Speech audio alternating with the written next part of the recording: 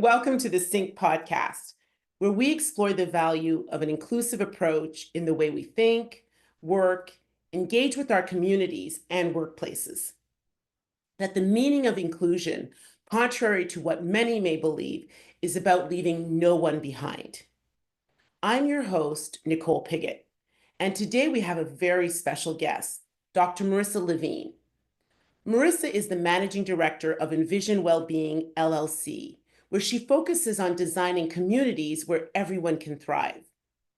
She recently retired from the University of South Florida, where she was a professor of public health practice and the director of the Center for Leadership in Public Health Practice. With a background in family medicine, academia, and state government, including serving as Virginia's State Health Commissioner, Dr. Levine brings a wealth of knowledge on leadership, public health, and systems thinking for population health improvement.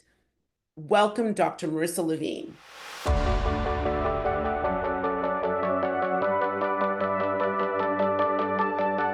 Welcome to the show, Dr. Marissa. Thank you so much, Nicole. I'm honored to be here, to be with you, as you said, my good friend. And I'm just grateful that we have that connection. I know we'll talk a lot about relationships, so I'm really honored to have this relationship and this time with you. Thank you. Well, thanks. Listen, just for the audience's benefit, Marissa and I were on the board of the National Safety Council together.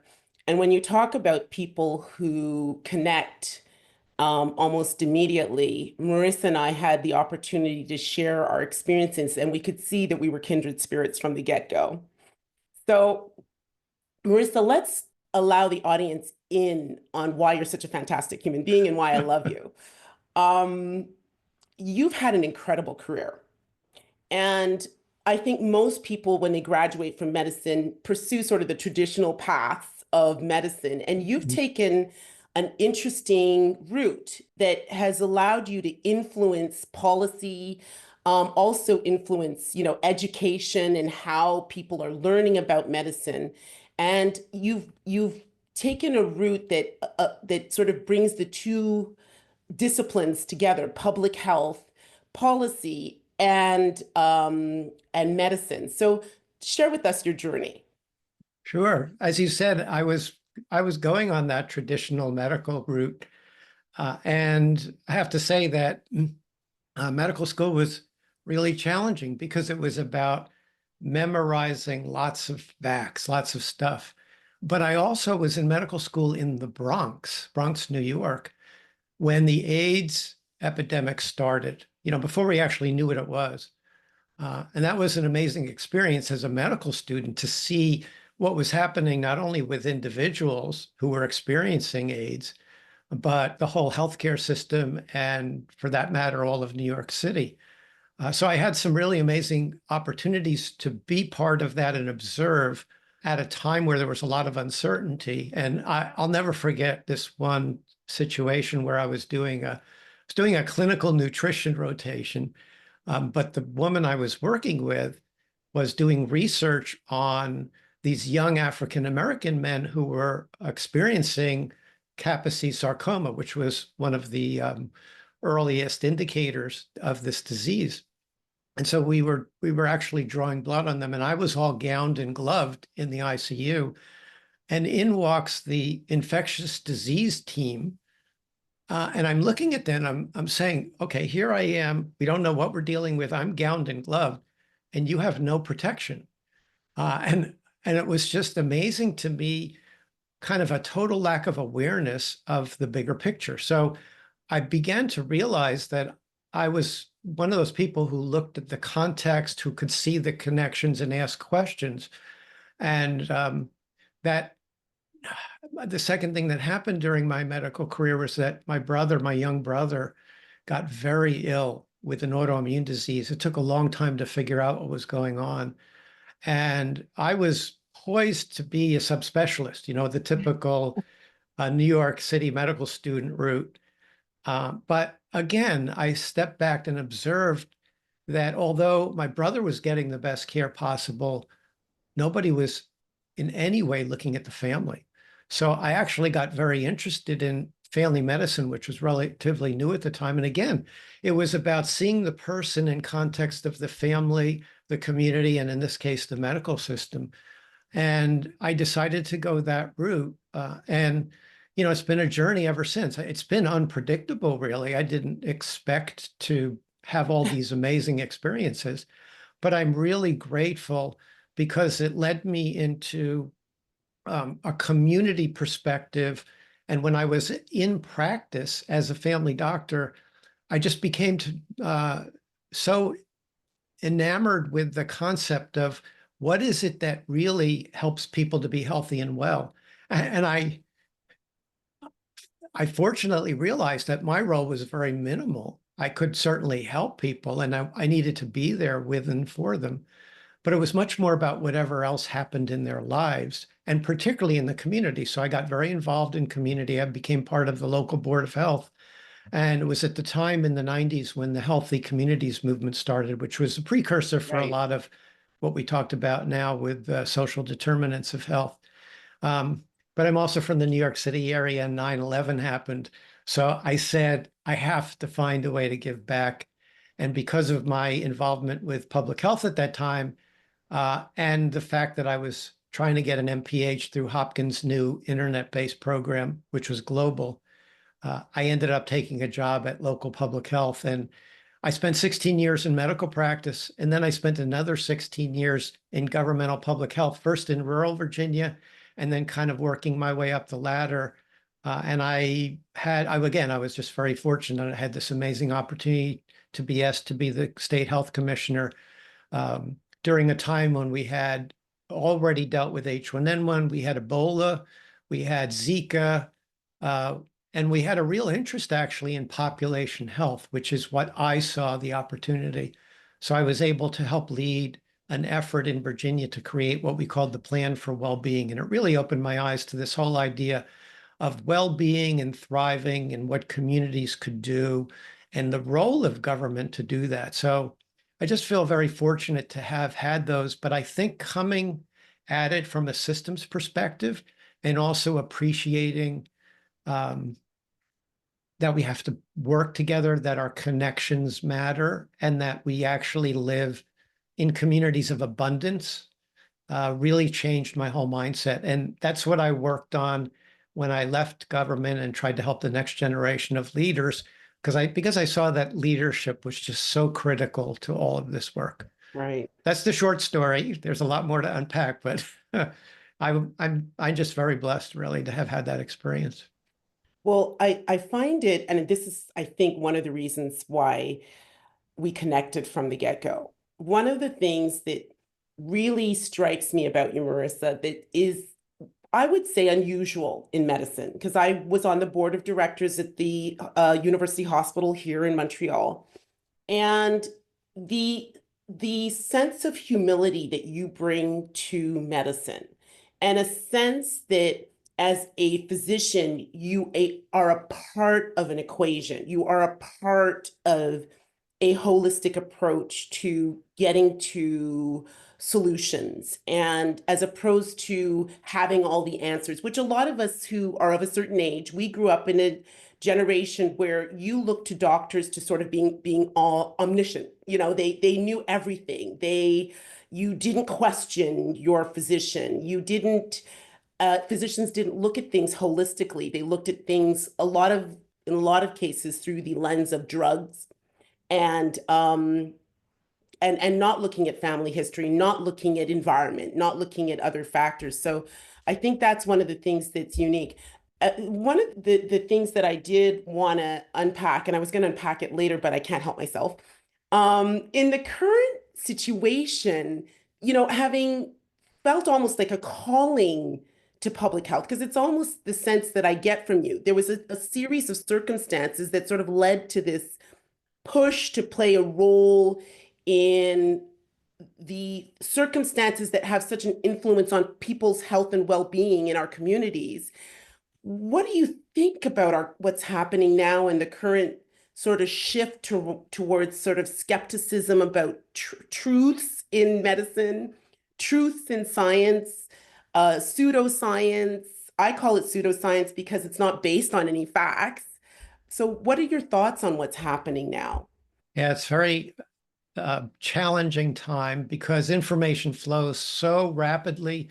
And in a sense, everybody, quote, can be an expert. Yeah. Yeah. Uh, the challenge is that the difficulty we have as individuals and as societies is dealing with uncertainty.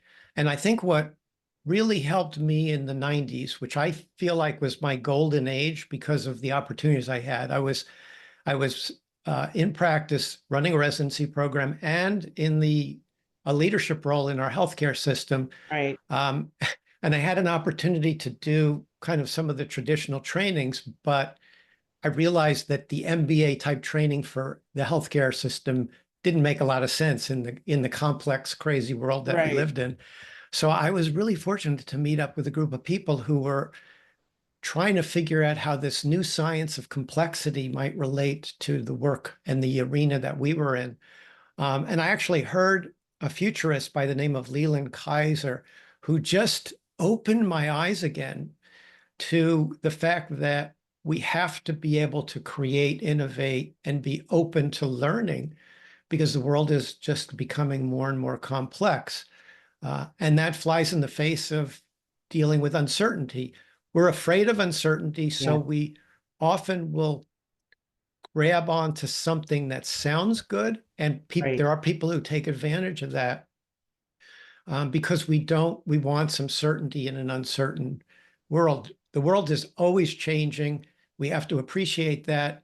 And I think those in leadership have to help hold some of that anxiety about uncertainty, but not mislead people. And I'm afraid that we have people who are intentionally misleading for personal gain, for political gain, because it sounds good and somehow it gives them an opportunity. And I think that's abhorrent. I honestly think that's abhorrent. That is not a caring, connected way of being, which to me is the essence. It really is about care and connection in uncertain times. That's how we get through. We can't do this Absolutely. alone, and we're not alone, but there are many people who want us to believe we are. We also have these information bubbles now, which are really challenging because it used to be that you could always direct people to a trusted source. Yeah. But now, if you're in an information bubble, your trusted source, so to speak, it's really hard sometimes to penetrate that. And you talked about humility. I've learned a lot about humility, and humility has always been seen as a weakness, but there is something, I think Adam Grant calls it competent humility. I really love this term. And Brene Brown talks about humility as being open to learning.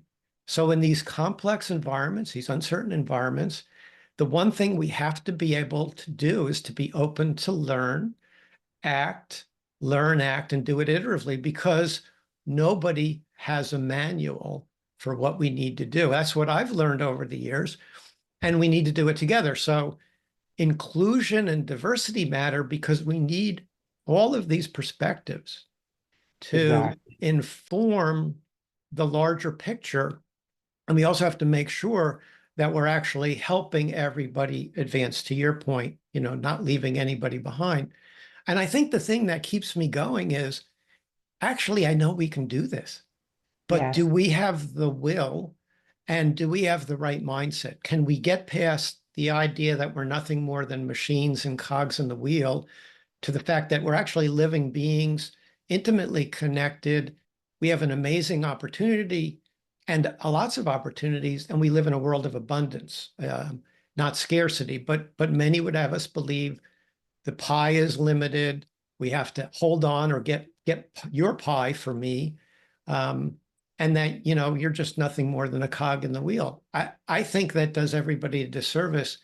And I'll just end this part by saying, over my lifetime, I've realized the best teacher here is nature. Nature has figured out how life can sustain over millennia. And indigenous peoples already knew this. So if we could just be open, if we could be humble enough to learn from nature, we could actually figure out how to be how to live in harmony, not only with nature, but with each other and even with ourselves. And I've become a student of indigenous wisdom because if we could learn what has already been learned and then apply it to the current context, wow, what opportunities would we have? And people could appreciate that they're part of something larger, greater, they're not alone. And I really think that will really get to the root of a lot of the mental health, substance abuse, and even the loneliness epidemic that some cause. But it requires caring and connection. And I think we need leaders who foster those conditions, who support that development and are willing to be humble enough to learn how to learn together, act together, and keep doing that. That's the opportunity. And I think public health can play a key role in that, which is what led me to the field. Well, there's no question that public health can play a really key role in that. And I think one of the things that I think people need to take away from this conversation is that humility is actually demonstrating even more self-confidence than, sort of feeling like you have all the answers and that you're not open to learning. It actually allows you have enough confidence in yourself that you have the ability to say, I am open to learning more and to growing and to feeling that there's something else that others can bring to even augment my understanding of the world.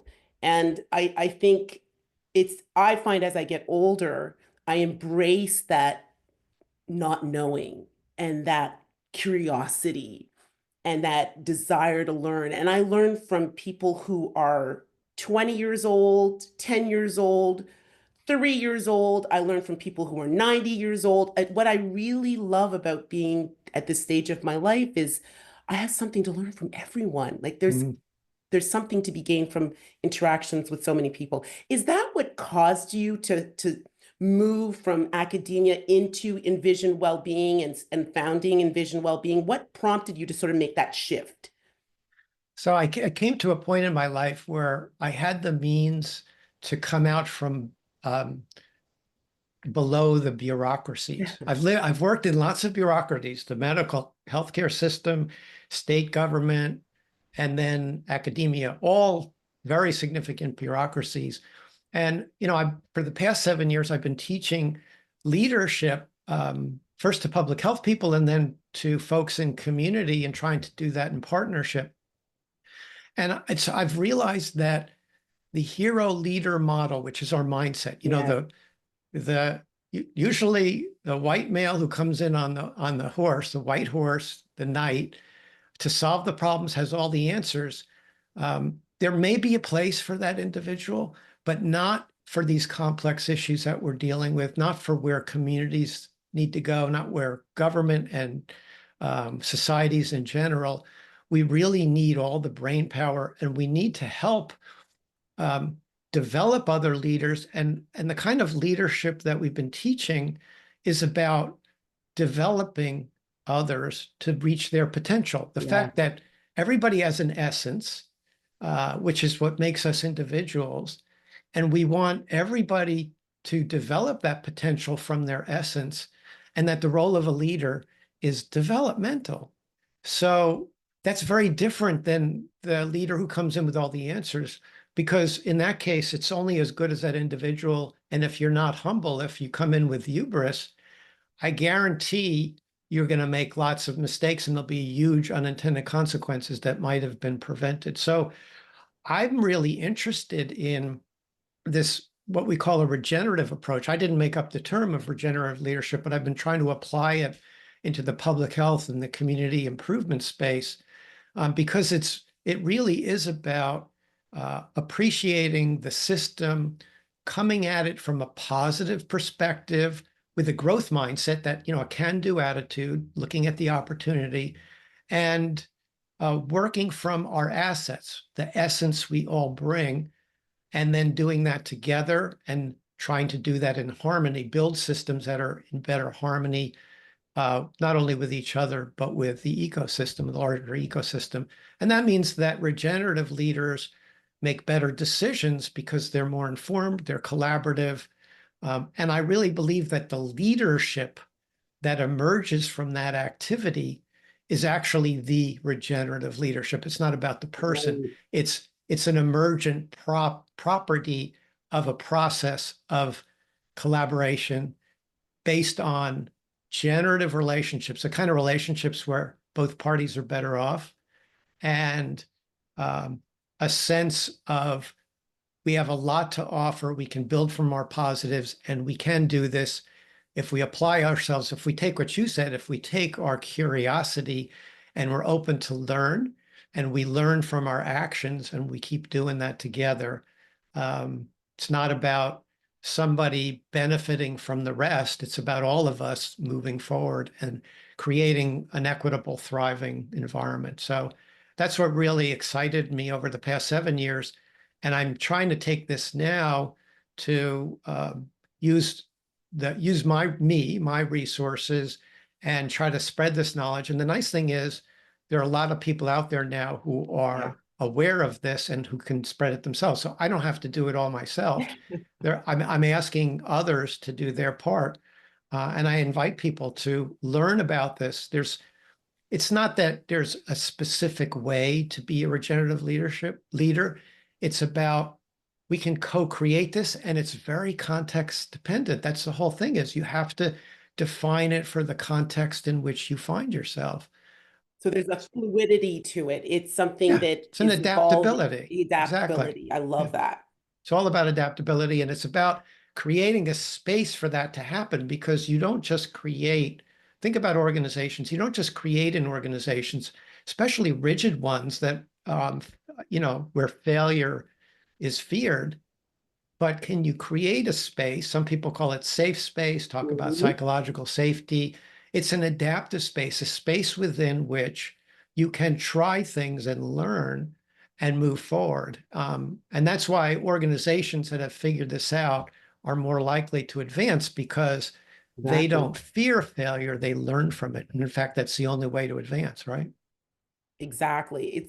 It's funny. It brings to mind, and I can't believe that I'm quoting one of these sort of big business thinkers, but it brings to mind something that I read years ago, and I'm paraphrasing.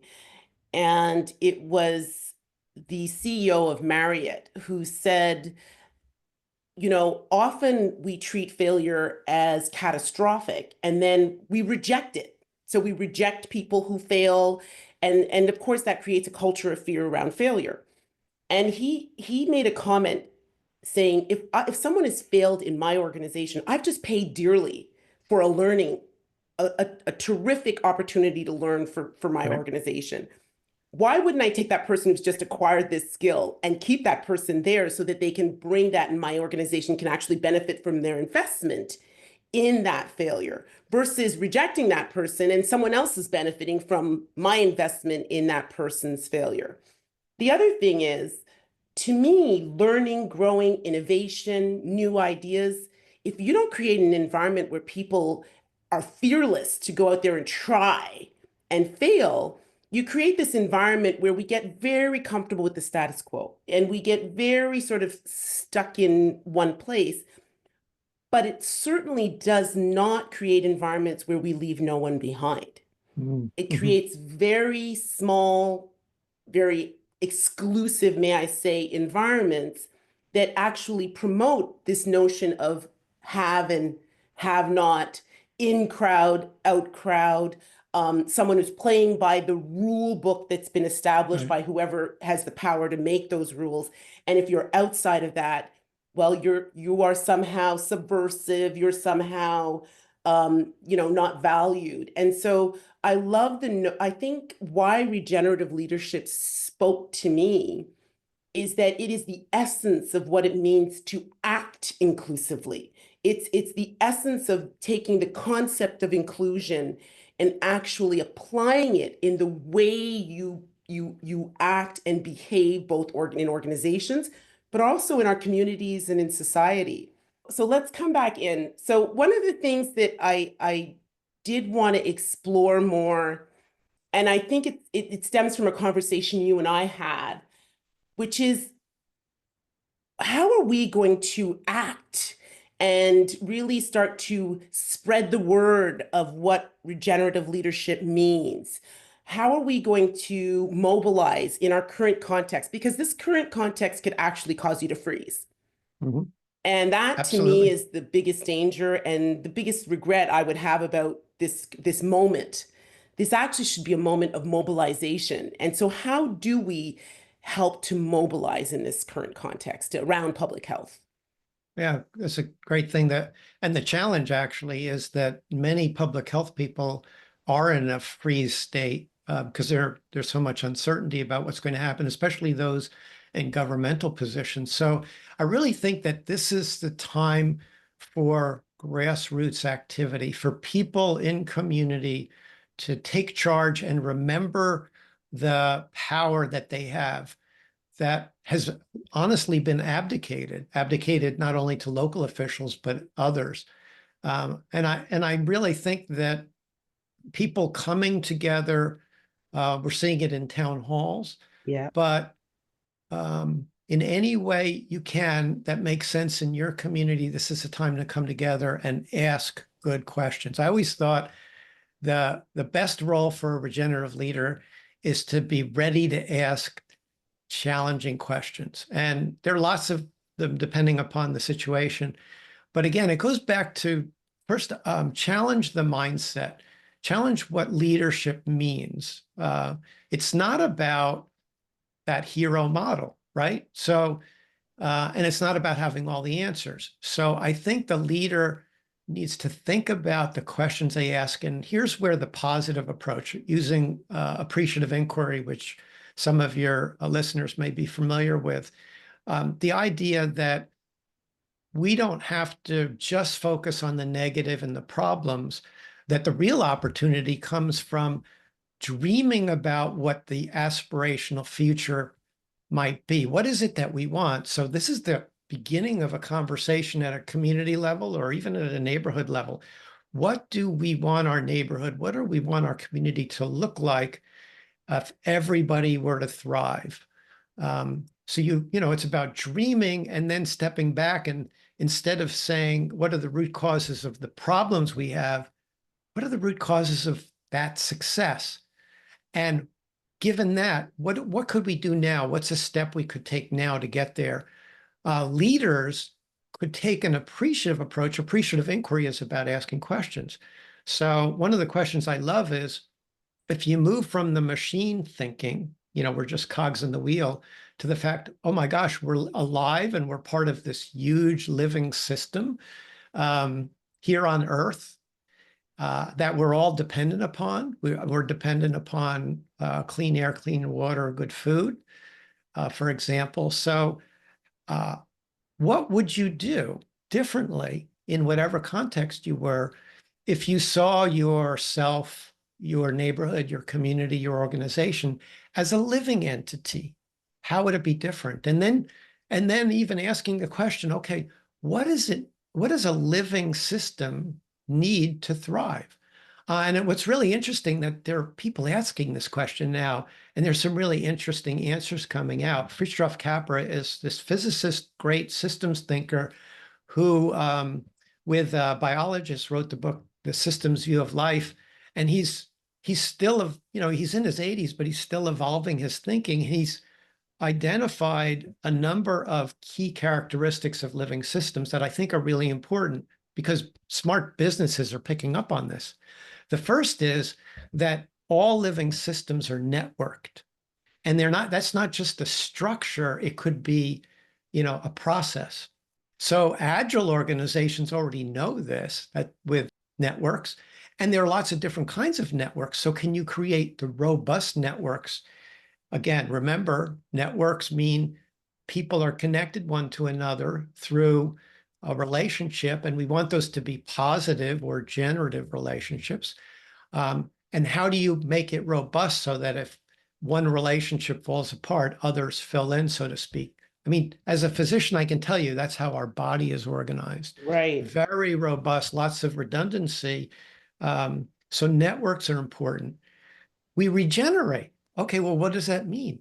That means that we've got a pattern. Each of us is who we are. We have this pattern, but every molecule changes instantaneously all the time. We bring in food, we bring in water, we bring in nourishment, air. And that means that the structures actually change, but the pattern stays. So living systems regenerate, we metabolize. And on a larger scale, what would an organization, what would a neighborhood need to regenerate? And information is part of that. Good flow of information, of quality information, meaningful information. And the other is creativity, because nature needs creativity to advance, to improve, to sustain. That's what evolution is all about. And this is why diversity matters, because creativity comes from wherever. So creativity for human systems is creativity of ideas, and we need all that brain power. And then the last major one, and he has others, is intelligence, that we all have an intelligence, and we want our collaborations, be they organizations or otherwise, to be intelligent, meaning that if you have a hero leader answering all the questions, it's only as smart as that person. But could you have a larger intelligence, not a groupthink, because groupthink means we're stuck. Dangerous. Right. But in that intelligence, now we have to ask in human systems, what is required to share our experiences and our ideas based on what's happening? And what comes over again and again, because I've really been poring over the leadership literature, trying to understand what's common to many, because there are many leadership theories. Underlying all of this is respect and trust. Respect and trust. And this is probably the biggest problem happening in the United States right now with the current processes. There's been a total absence of respect for basic human dignity in the process. So if you're going to be regenerative as an individual organization, as a leader, you start with respect. And indigenous communities knew this. Respect, letting people be seen, heard, and valued. And that starts with yourself, self-respect. And then what are the principles you're going to operate under? Trust is a critical one. And what I also see commonly is it's not just any kind of trust.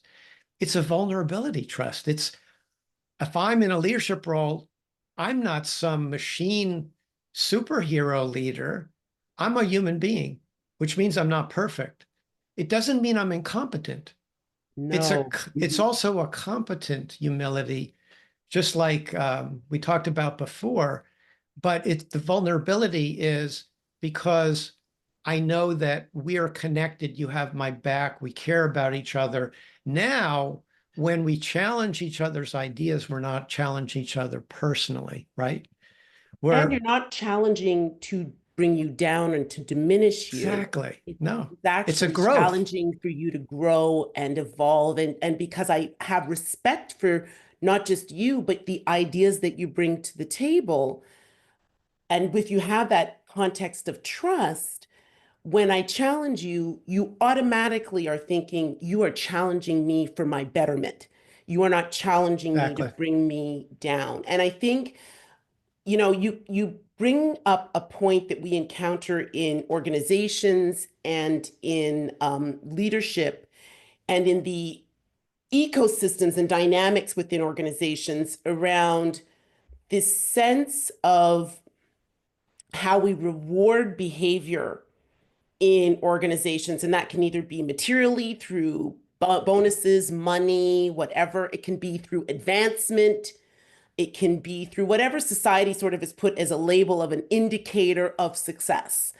And unfortunately, what I've observed, and I really think that's where regenerative leadership, and we really need to shift the thinking, is that in a lot of organizations, we actually reward the me, myself, and I thinking. The I am sort of a monolith, and by myself, I can, demonstrate excellence, and not realizing the value of actually someone who's able to extract excellence from around them what the power in that versus someone who by themselves is demonstrating excellence, that to me is what we need to be rewarding in our communities, in our workplaces. And the upside of that, when I talk about diversity, equity, and inclusion, which have become epithets, I still try to wrap my mind around how something as uplifting as the notion of diversity, diversity of thought, diversity, it's what brought us to where we are evolutionarily speaking. Like we've embraced diversity as a strength. Equity to me, when did equity, the notion of a balance and treating people fairly, become something that we are trying to move away from? And the notion of inclusion is that safe space to me. That's like what you talked about in terms of that safe space. So to me, what I think we really need to get the conversation around in our workplaces is the upside. There's nothing but upside to this. There's only upside to creating environments where people can bring their best selves. Right. Creating Exactly. environments where there's trust and people are generating ideas and challenging what you're thinking. The end result is always better, in my opinion. Yeah, what I love about the regenerative approach is it's not political. It actually, in my mind, kind of rises above the politics. It's, as we talked about in the beginning, it's about development of people. It Right. will not work if the leader is egocentric in their leadership approach. So it does really require humility. And many people talk about moving from an egocentric leadership to an eco-centric when you were thinking Love about the it. larger system. And I think the other piece of this is about developing others. And, that's been really important. I learned that lesson, fortunately, a long time ago. I mentioned the futurist I listened to. Yes. He mentioned a book at the time called Out of Control by Kevin Kelly, who was the editor of Wired magazine at the time. And it just started me on this path. But it helped me realize that you actually, as a leader, have more control. Not that you need to control others, but you actually have more control maybe of the situation by giving up control, meaning that you're Right. helping others, you're recognizing others. Colin Powell wrote a great book which demonstrated that he understood this by lifting up those who are at lower ranks and letting them take front and center to demonstrate their skill. And it was also insightful because he knew if they didn't know what they were doing, that we had a bigger problem. But for the Yeah. most part, they were the experts. So I just think this only happens if we can get past the idea that we live in this dog eat dog world, Yeah. and that we remember that Darwin wasn't telling us that survival of the fittest mean I can only be advanced at your expense. That's the competitive mindset that exists Right. today. And what I love to talk about is there's nothing wrong with competition, but it needs to occur in a collaborative umbrella. That it's some people have called it collaboration or co-opetition for cooperation. But it's the idea that we want win-win competition. I want to get better because I know when I get better, if I do it well, I'll bring you along with me. And we've seen some great examples of that, but the general mindset is not that. So we do have to help people feel comfortable with that approach. And I have to tell you that we've introduced this positive mindset, appreciative approach throughout Florida in the public health arena. And I really think it helped these leaders get through COVID Yeah. Hmm. because when you focus only on the negative, on the problems, you get into the very negative space. It's depressing, especially with the issues that are being dealt with in public health, very challenging. And at that time, the pandemic. Also, when you couple that with fear. Yeah, fear, add fear, especially if you have politicians who are promoting fear as their means of power grabbing. But we introduced the appreciative approach to Right. strategic planning called SOAR. So instead of SWOT, which focuses strengths, weakness, opportunities, and threat, which is not, it has its place, but we're really good as human beings. We're really good at criticizing ourselves and others, and we get stuck in the weaknesses and the threats. Mhm. When you take the SOAR approach, strengths, opportunities, aspirations, and results, are important in our day and age. What we've heard back is that the whole attitude changes, the whole environment changes, the energy levels changed. And Right. I even saw this in Virginia when I was commissioner. The best story I have is when I took over, the maternal child health staff Mhm. presented to me their infant mortality plan. And I said, why would I want to plan for infant mortality? Don't we want babies to thrive? And I said, could we rename it the Thriving Infants Plan? And by the way, let's think about how we present the data and the language we use. Could we change it instead of death rates? Could we make it infant thriving rates? In other words, flip it around. Right. And we presented this to parents in March of Dimes sessions. And I was blown away with how engaging it was, how engaged they were, how positive it was. And then I came to realize through talking with experts, communication experts at Harvard and elsewhere, that a lesson that we had learned in public health and maybe elsewhere is positive messages are better received. Surprise. So, so this is important because if we want to engage in our organizations, in our neighborhoods, and in communities, let's focus on the positive, not because we're ignoring the negative, but that's how we come together. And let's aspire to a shared vision that is based primarily on respect, agreed upon principles, a clear purpose. And we take this regenerative approach, which appreciates the fact that we're living beings and is based on caring and connection. So I don't think it's rocket science, but I do think it has to be co-created by people in the spaces that they are in. I can't tell you how to do it in your space, but there are some basic principles that I think can help. You know, what you're saying resonates so profoundly with me. Having spent most of my career in the corporate space, I really see the value that this kind of thinking would bring to the workplace. I think it would bring leaders and employees closer together.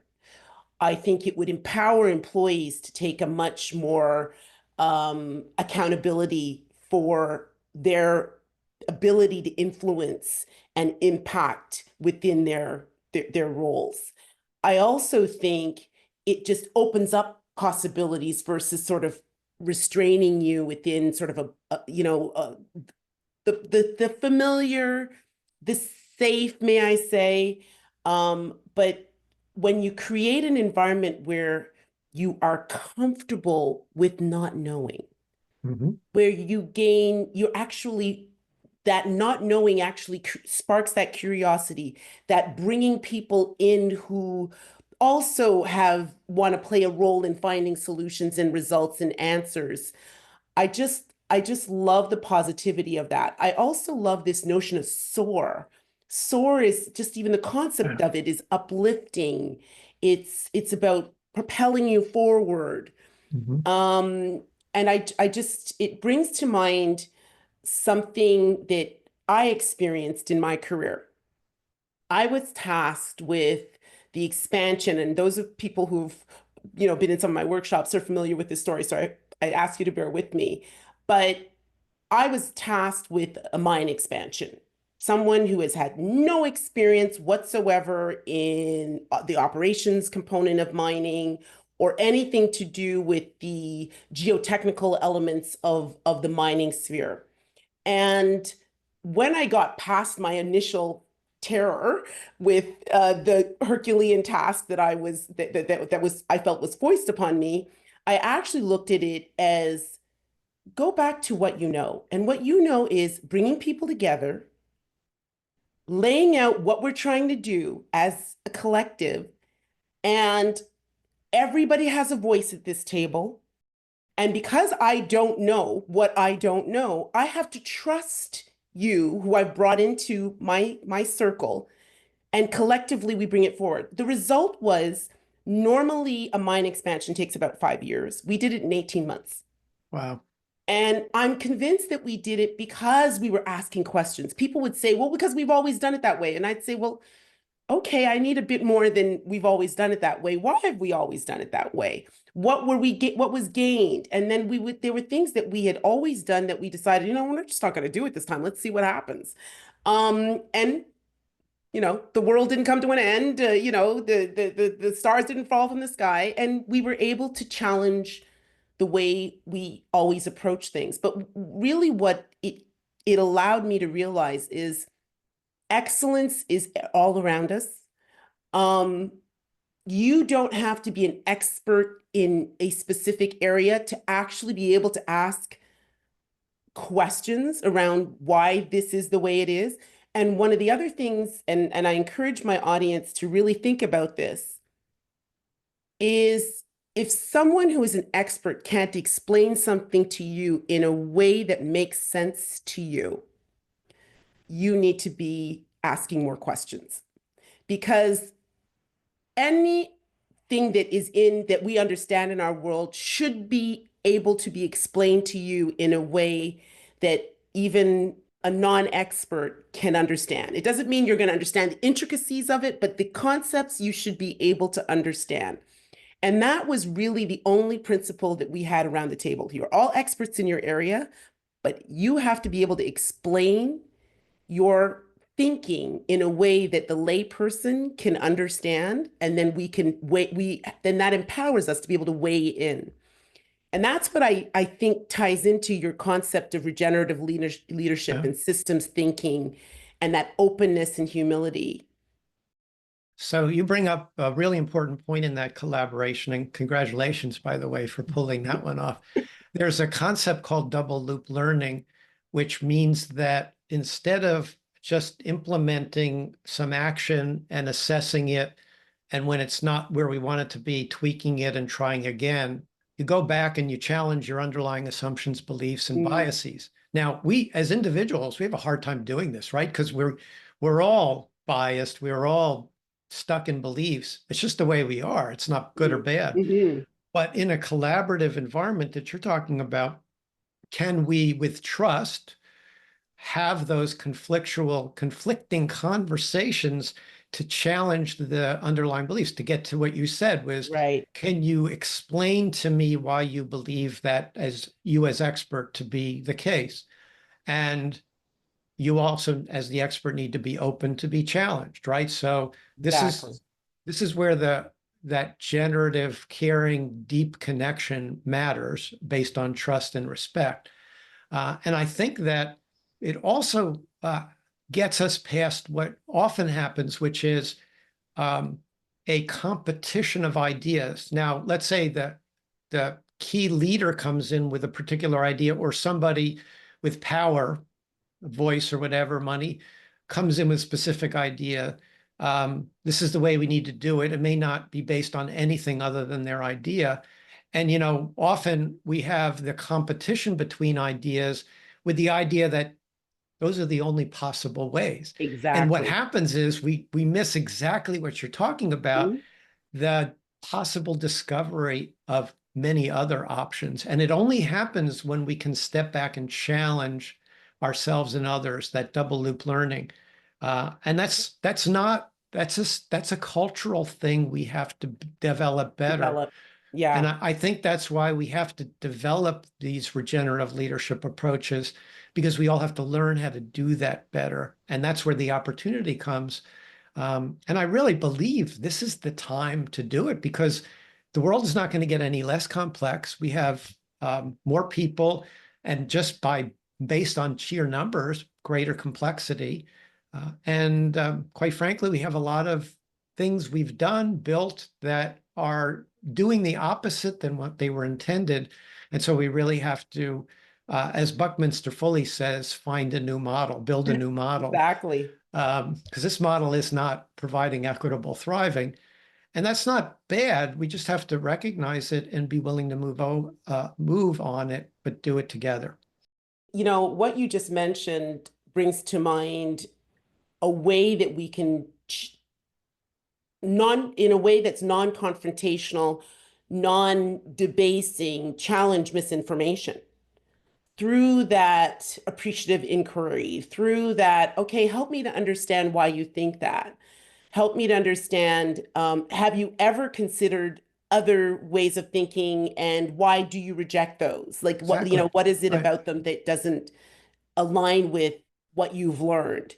Have you ever challenged what you've learned? You're challenging this scientist. Have you ever challenged the scientist that you appear to, or the thinker that you appear to align with? I think we need to find ways, and this is not very popular in the EDI space. So I encourage EDI practitioners to embrace to move away from a sense of righteousness that we may have in what we're doing and open up to that curiosity and that willingness to understand more why people feel uncomfortable with what you're promoting. Mhm. Why do people um, feel more comfortable rejecting difference and attaching themselves to their people who look, think, behave like them,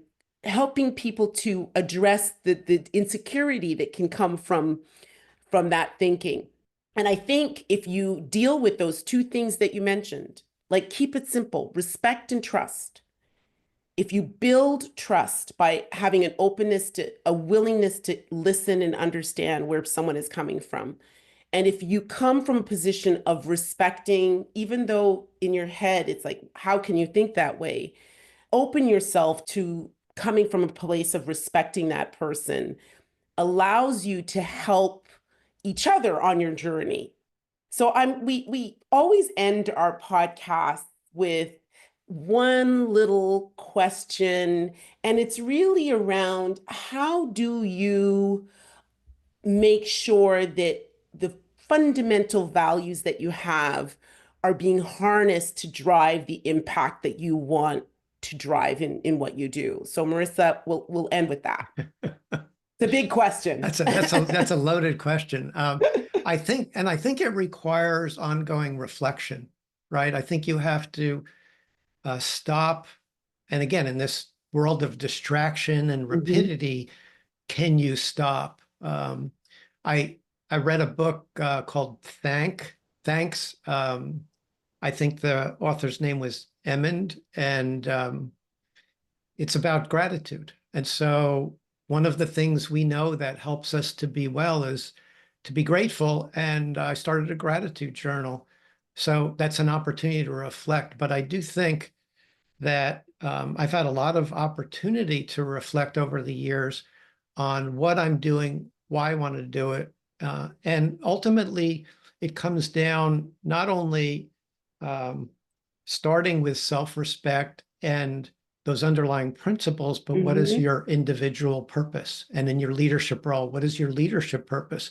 Because I think good organizations and good collaborations work because there's an alignment not of purpose built on principles, agreed, shared principles and respect, but there's an alignment of the individual purpose to the shared purpose and aspirational goal. And we don't spend a lot of time doing that. So I think for me, those reflections have been really helpful. And getting back to some other points you made, uh, appreciating the sphere of influence that I have and trying to operate within that. So this is why I think the grassroots, if you will, the one-on-one um, approach is so powerful, because if we can build respect and trust in those one-on-ones and in our sphere of influence, we become role models, and that Yeah. arena becomes a role model. Um, and it really, it's the old Margaret Mead quote, never doubt that a small group of people changed the world, because indeed that's all that did. We really need everybody operating in their sphere of influence from this strength, from their assets, from positivity. And I realized, a lot more about me. You know that I transitioned genders on the job. And the one thing I learned from that was that I had an inner strength that I didn't know until I had to face the world with who I really was. And I want everybody to find their inner strength. I want every child to find their inner strength. They hopefully don't have to do it in a way that I had to do it. But to me, that's the potential opportunity for every person and for us as societies and as a global civilization that I hope we can reach, because I know the world will be a better place if more people had that opportunity to reach that potential and to appreciate the strength that they have within. So for me, that reflection regularly keeps me grounded, and it's really, really important. And thank you for the opportunity to be here with you to reflect more. I've got chills, because to me, you talk about purpose, and we've talked about thriving, and we've talked about potential. And to me, those are like, there's nothing but upside to finding what you should be doing and doing that. Creating environments where people thrive and you can bring your best self to what you're doing and who you're with, and achieve your potential so that everybody benefits. And Marissa, that's what I think, when you were able to be who you are, that's what the world has gained. Why wouldn't we want that world for everyone? We should want it for everybody. We'd be And better so, off, all of us. absolutely, we would all be Yeah. better off. And I think what we don't realize, some people who sort of want this sort of homogenous environment, is that in fact, they're holding themselves back. They're holding themselves back Right. from achieving their full potential. So, Marissa, you're in Florida. I'm here in Montreal. I wish I could hug you. I will be hugging you at some point in the future, but I just want to thank you for bringing these concepts to our audience. I think this is the beginning of a longer conversation that I think we Yes. need to be having. And what I hope my audience is taking away from this is not about having these sort of prescriptive answers. Right. It's about how you approach things, the way you're coming at the world, the work that you do, the interactions that you have. And you're more powerful than you think. Mm-hmm. And the thing Absolutely. is, harnessing that brings other people into that power. And it's just so, it's inspirational for me to hear, and just having this conversation has inspired me even more. So I want to thank you, Marissa, for joining us. I want to thank our listeners for tuning in. We need you to help us to spread this message. The Sync podcast will feature other like-minded people such as Marissa. Please click on all the relevant links. We will send those in when we send out the podcast, and like and subscribe to the podcast so that we can build our audience and build this movement. This is a movement Yes. towards a better future. So thanks. Thank you again. What an honor.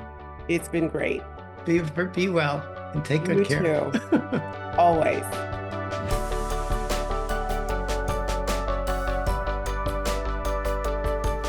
Thanks for tuning in to the Sync podcast.